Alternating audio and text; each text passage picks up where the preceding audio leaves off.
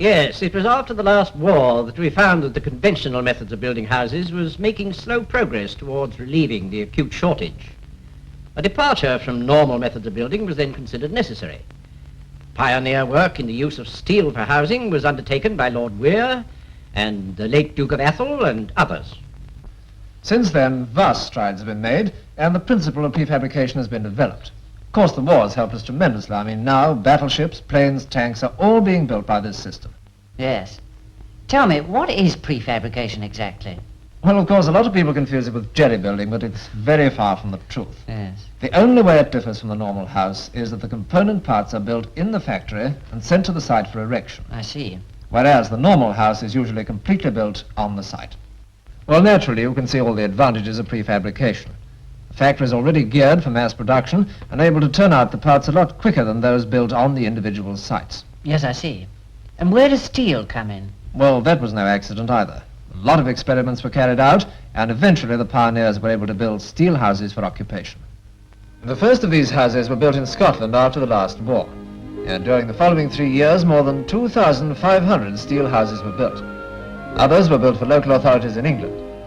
Since then, ways of making these houses more attractive have presented themselves, and now one's unable to tell the difference between steel and conventional building material. We know that the housing problems after this war will be even more acute than after the last war. Speed must be the keynote. Factory facilities developed during the war will be made available to serve the peace. In England today, a large percentage of the population have no home they can call their own. After 5 years of war with no repair facilities, the number of slums has increased. Soldiers, sailors, and airmen have married or want to get married. They must have homes to live a normal life again. Evacuated war workers will want to return to homes in their hometown. The land army. Huts must not be for them when we win the peace. These, of course, must get priority. A home in exchange for barbed wire. Finally, the Legion who lost their homes in resisting the enemy. We must not fail them. With the inevitable shortage of skilled labor, the prefabricated steel house, both temporary and permanent, will come into its own and do much to alleviate the housing shortage. I think the thought in many minds will be, will the temporary house turn out to be permanent? And will the permanent house last only temporarily? That's a very good point that I'll try to clear up for you. Well, in order to bridge the great gap, these government temporary houses will be built. Licensed only for 10 years, these will be rented at low cost. They are prefabricated and built of fine steel with a lining of plywood for keeping a good constant heat. After 10 years they will be scrapped, as enough permanent dwellings to house the population will have been built. Although these are only temporary, they will have all the most up-to-date labor-saving devices and all the comfort derived from many years of permanent building construction.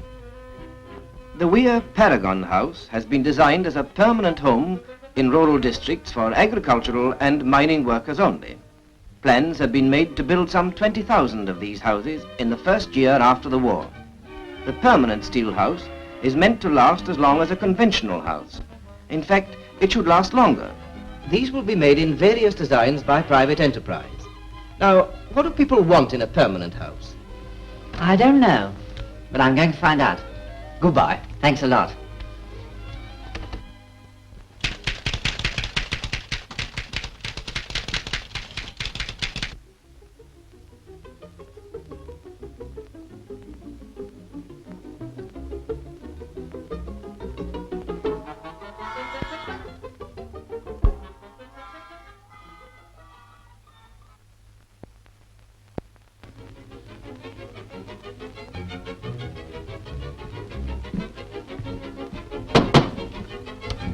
Good morning, madam. For any forms to fill up, I'm too busy. No forms? No. I just wanted to ask you something. What sort of house would you like after the war? Oh, will it be in the papers? Well, you never know. Well, I want plenty of hot water. You mean you'd like a bathroom? Well, we do like to wash occasionally. Of course. But haven't you got a bath here? Oh, yes, we've got a bath, but by the time it's full, it's cold. I see. Well, tell me, what do you think of these new steel prefabricated houses? Oh, no, I don't want one of them. No? No. Well, have you seen one? No, but, well, it's a new idea, and I don't know as my Bert would be keen on new ideas. Even if there's plenty of hot water? Well, if we see it, maybe we'll believe it. Meanwhile, young John here is more interested in the food front. I see what you mean. Thank you.